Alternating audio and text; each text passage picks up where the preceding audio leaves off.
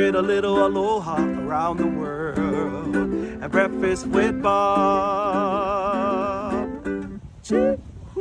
Thank you, Poncho Man. Welcome back, everybody. Breakfast with Bob, our not quite Kona edition. We are brought to you by Master Spas as fuels go longer, Hoka Fly Human Fly, Deborah Wetsuits, Quintana Roo, and of course, our Challenged Athletes Foundation. Our next guest, the executive director of the Ironman Foundation, Audra Tassone. How you doing, Audra? I am good. How are you doing, Bob? Thank you so much for having me on here. It's such a treat. We get to chat all the time, but we've never chatted on the show before. So, Yeah. so Audra, take me back. You started working for Ironman a while ago, long before you became executive director of Ironman Foundation. What brought you to Ironman?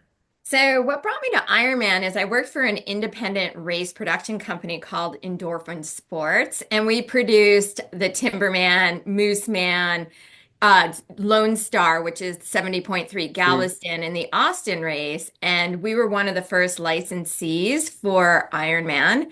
And then in 2009, my old boss decided to sell the races to Ironman, and they just absorbed me, and I officially started working for Ironman in 2010.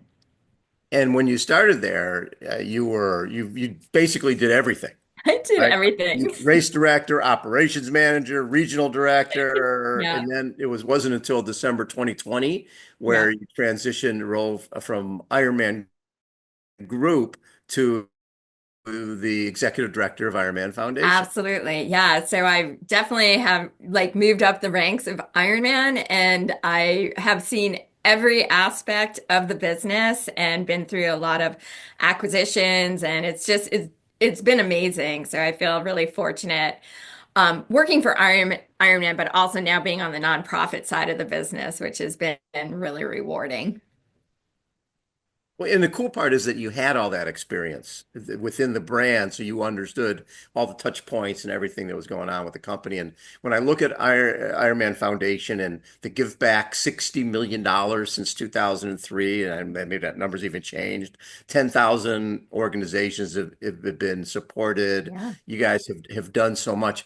Was that part of the reason that you wanted to be the Ironman Foundation when that opportunity arose?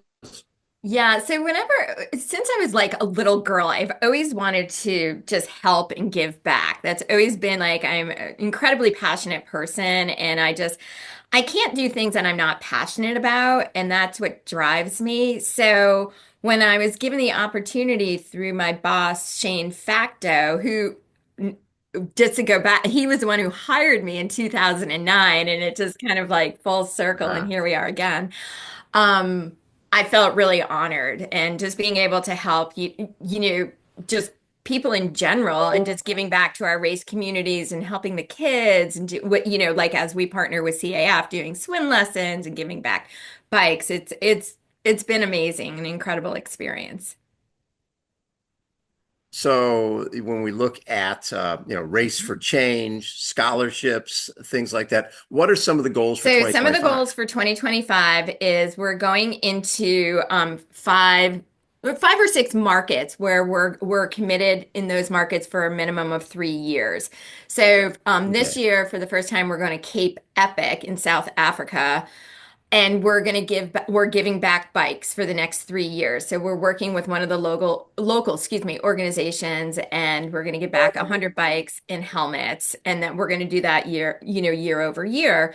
And then the same, we're going into some of our other markets, and we're going to do a swim program called Swim Ready, where we want to be in there for an extended period of time and be able to give kids the opportunity to have swim lessons and provide a lunch and just like an outing for them, and then do a swim Mhm. clinic the week of the race, and just get all like our athletes involved and CAF involved, and whoever is there that wants to participate, and see like all where their donations are going to and all the good work that we're doing. So I'm sure there are moments because the deal is you're dealing with all the operations and coordination, everything else, and then when it's race week and you see the emotion and you see what it means to people. For a lot of the people who are Yeah. racing, and they're racing for change, or they're part of your program, or doing something they never thought they could do. You Yeah. see their emotion at the same time they're giving back to somebody else. Just take me through some of the moments that maybe have moved you the most.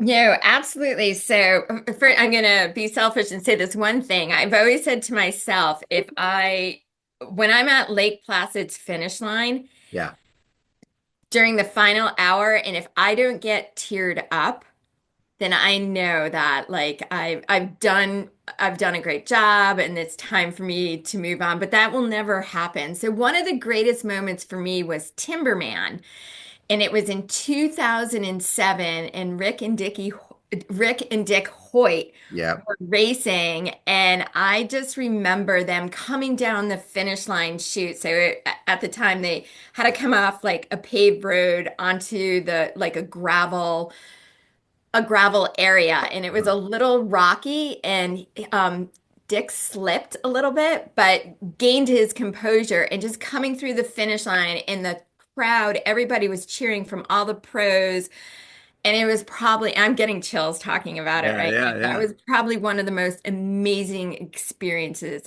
I've ever been in. Just seeing like the love for a father and a son, and just how they were committed and they were doing this, and just, and not to sound cliche, that anything is possible, Right. and just pushing yourself outside of your limits. And that is probably one of the most amazing experiences ever. One of For the hardest things, and I think something that we both can relate to, is when we go into a city and we do a run clinic and then we leave, right? Yeah, And then there's like no follow-up. And right. then for you guys, and that's something we've chatted about, it's like, hey, Yeah, we can come in and do a swim clinic and then we're gone. But we yeah, want something sustainable. We want something so that's like what you're doing at Cape Epic. You're going to be doing mountain bikes, and it's something you're going to do for X number of years, yeah. and there's going to be an impact there. How important is that moving into this year to be able to have something sustainable? No, for us, it's incredibly important. And that's why, like, for Boise, we're going to be there, and we're going to Right. partner for at least the next 3 years. And we're going to be in Arizona. I think it's just really important that the community knows that we're committed, and we're not here just to put on an event and leave. For us, we want to make a long impacting difference in the community. And I really, and we do that already, but I feel like just going the next step is really going to make a difference. Yes. And were there surprises for you when you made that move in 2020, coming over to Ironman Foundation? What were some of the learnings that you took away from those first year or so? Because it's one thing looking at something from the outside, then when you get immersed in it, Yeah. it's a little different than you think it's going to be. Yeah, so it was there was definitely a learning curve. One thing about me though, like give me a project and I'll figure it out. I think one of the biggest things was in operations, you learn to like cut budgets, and Right. try to save where you can. And so I would remember going through like my budget for the foundation. I'd be like, okay, well, I can save here and save there. And it's like, no, no, no, you've got to give back all this money. Yeah, you're not saving anything. It's all about giving money to other people. Yeah, yeah, yeah. And yeah, That was just a little bit of a switch, right? So I had to kind of look at it differently. And now it's like, oh, yeah, now I want to give back more. And how can I raise more to give back more? But that was definitely a huge that was a challenge in the beginning. well, in coming back from COVID, when all of a sudden events are gone and coming back, how tough has that been for you guys? It was so it we're finally, believe it or not, we're finally leveling out now, because when we were shut down and weren't races happening, then the year when we started racing again, it was like this influx of entries and donations, and it was almost like it wasn't the norm. So trying to figure out some sort of Mm, pattern as to how many Team IMF, how many community fund entries are we going to sell? So that just took a couple of years to really figure that out. And then also c- being creative in our marketing campaigns, and really partnering with the right people to really just to grow IMF, and also to spread awareness for us, and obviously for CAF. So that was a learning curve also. So you underneath the Ironman umbrella, you've Yeah. got rock and roll, you got UTMB, you've got Cape Epic. Do you work with all those different brands? We work with, so this is the first year we're really working with Cape Epic. We Mhm. started working with UTMB last year, so this is our second year, so that's going well. Rock and roll, we don't do much yet, but we're starting to have conversations. And so mainly we work with, Ironman, the full distance, the 70.3, and obviously the World Championship events. And from a charity perspective, what have been some of your learnings there with the different charities you're working with, or the different groups in each of the markets you're working with? So some of the learnings is, really and I hate to say this, what I've what I've learned is that I wish more people would do it for the spirit of volunteerism. And so volunteers, which is not a bad thing, I give them a lot of credit, have gotten very creative on like, well, we'll bring X if you donate Y. So Right. which is fun. But at the end of the day, we couldn't have our events without our volunteers. So they're incredibly important and we treasure them. So As growing up, what were your sports? Were you into endurance stuff? Were you more I of a team was. sport person? Yeah, no, not so much team sport. I tried. I tried multiple times. I was like on field hockey. I did flag football, which I was actually pretty good at flag You football. know, it's coming back. Flag football's big Yeah. time now. I but I was predominantly a runner. So I love the fact of just being able to just throw on some sneakers, go out there and just be set in my head and just that was my drug of choice was running. And So how, yeah, and yeah. how did you go from, now, did you run high school, college, that type of thing, or more recreation? More recreation. And then I just started doing like half marathons and just, testing myself of like I wanted to run X amount of miles a week and how much can I push myself. So it was really like a little game with myself. So until I started getting injured as I've gotten older. And then translating from running yourself to getting into the business side of that. Yeah. Did you get hired early on with the group? I did. I did. So I was hired. So I've been in the event business since 2005, and I was hired on with Ironman in 2009. And I used to like I would dabble in some like sprint and Olympic distance triathlons. Mhm. And then when I started working for Ironman full time, it was just a lot of triathlon. So that's where like I really like just kind of ramped up my running and just got into some other, forms of recreation like hiking. I've really gotten into yoga, strength training, things along those lines. But running is definitely my drug of choice per se. In a typical year, how many folks are out there racing for Ironman Foundation? How many people are you coordinating? Sure. For Team IMF, we have about 400, an average of 400. And then for like our community fund athletes, we have a couple of thousand, which is not as much coordination as Team IMF, but still they're part of the Ironman family. Man, 400, wait, so 400 and then you have thousands with Of Yeah, the community fund. So the community fund is where like we make a donation comes to the foundation and a uh-huh. donation goes back to operations. Right. And they're part of the the family because they're helping us raise for more. And in terms of future growth, you Yeah. mentioned potentially get involved with rock and roll. What do you see for the future of Ironman Foundation?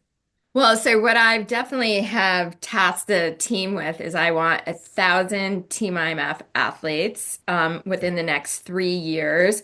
I also, for us, is to have more of a presence with rock and roll, bringing in like a large group of foundation athletes and, racing for the foundation and giving back to those rock and roll communities even more.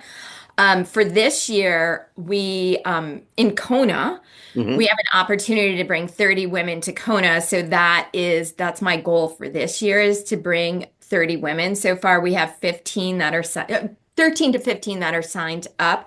Historically, year over year, we've brought anywhere from two to three. In 2002, we were able to bring 20 women. So that's one of my missions for this year is to bring 30 women to Kona and really celebrate them.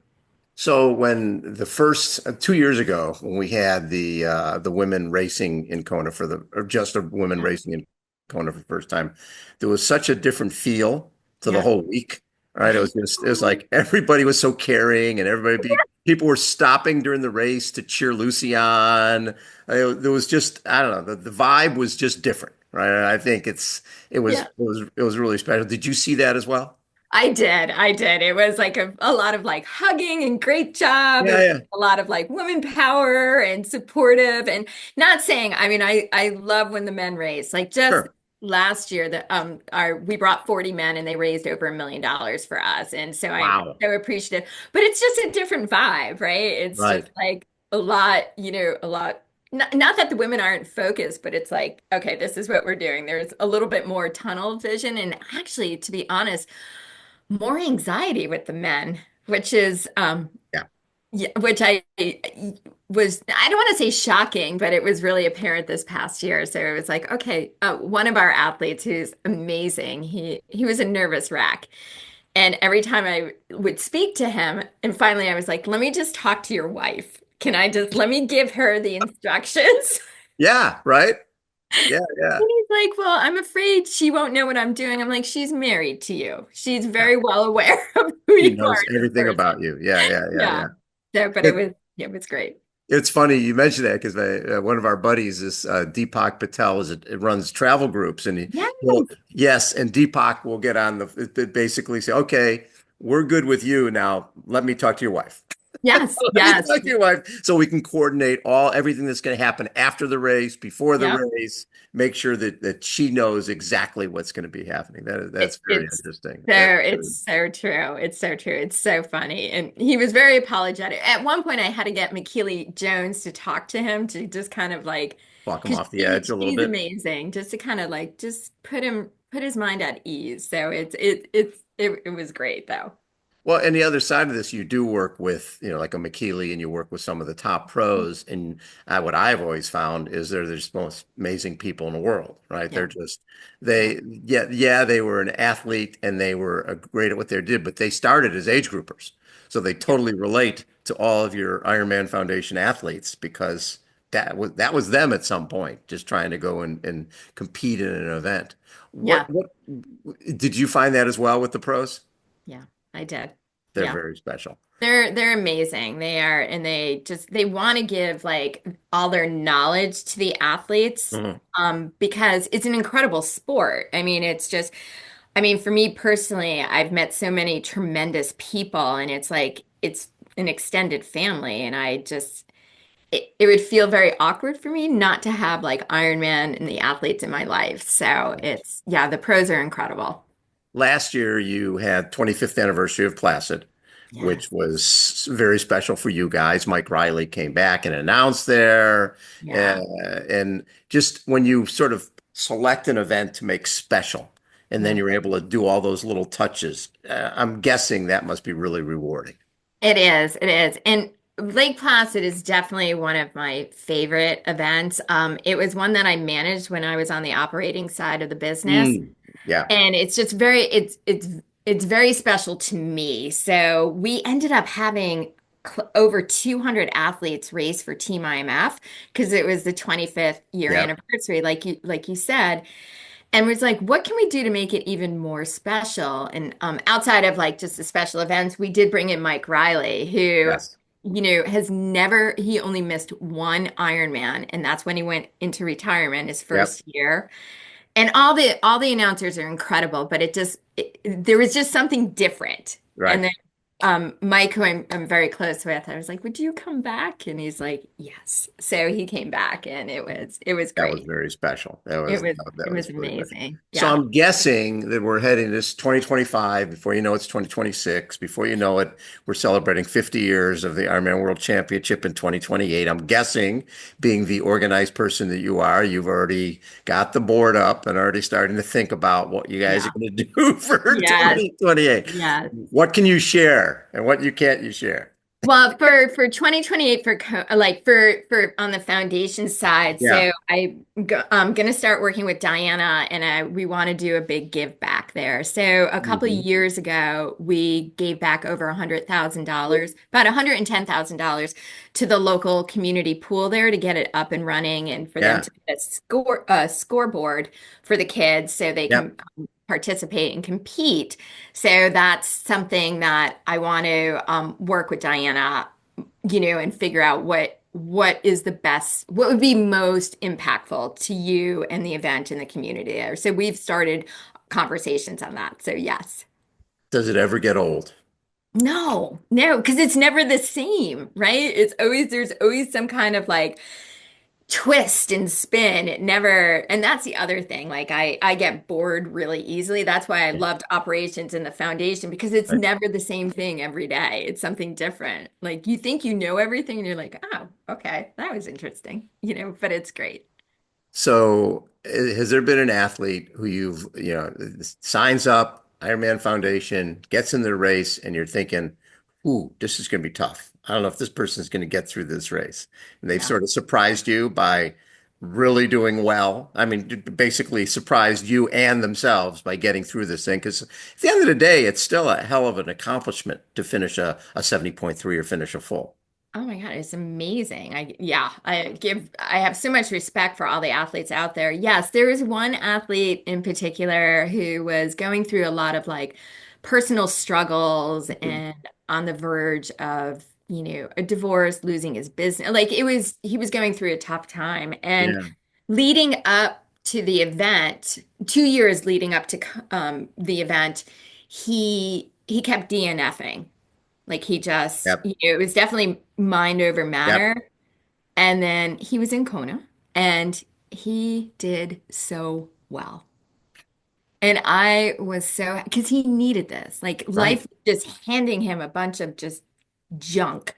Right. And he really needed this. And just seeing him cross the finish line and his eyes, and you can just tears. And that was like, again, I'm getting chills. That was amazing to see somebody who would just push through it. Right. Life is hard at times, and he did not let that get him down. So And you were a big part of that journey. Like I, just I being hope because so. you sort of had a front row seat watching Yeah, everything he was going through, and then yeah, him doubting and DNFing, and then coming across the finish line. And people just see some guy coming across the finish line, but you knew what yeah, he had, how deep he had dug to get to that finish line.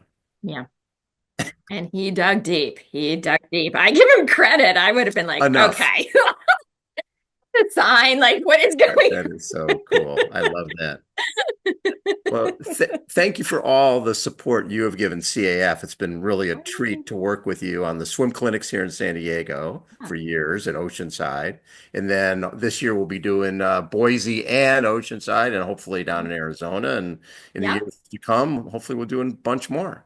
Abs Of course. No, definitely. We're committed. So we're a partnership here. So you're not going to be able to get rid of me easy. So I think you know that with all the texting and everything. So Yeah, no, I love it. You guys are tremendous and I love what you do. I love your mission. So it just makes sense for us. love it. Well, we love partnering with you. Audra, thank you so much for taking time to come on the show. What a Thank you treat so much. to Uh, this is like the longest we've chatted. I like it. I love it. I love it. Thank you so much for having me. And we'll definitely talk soon.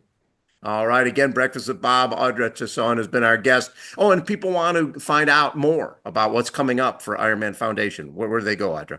Yeah, so you want to go to www.ironmanfoundation.org and go right onto our website. You'll see everything that we have there, what we're doing in Oceanside with CAF. We're going to be at the expo. So that's where everything is. Right. And this year, I know you're doing a ton because of the fire Yeah. victims up in LA that you Yep. guys already sent out pallets and pallets Mhm. of triathlon equipment and for whatever people need. Yep. And then people will be able to make donations here in Oceanside as well, correct? That is correct. So they're able, so we've sent out close to 10 pallets of between apparel and shoes and everything to the LA Tri Club to Tower Yep. 26. So at the expo, people can come there and drop off, apparel or equipment and then make donations because we're going to give back to the LA YMCA's because what they have done is they've opened up their memberships to individuals that have been impacted by the fires, so they're giving Yeah. away free memberships. So we want to help support them from a financial standpoint. I love it. Okay. Congratulations on everything you're doing. Thank you. Thank you. We'll talk soon. Appreciate it. Absolutely. Again, Breakfast with Bob. My name is Bob Babbitt. Thanks so much for tuning in, everybody. We will catch you next time. See ya. Bye.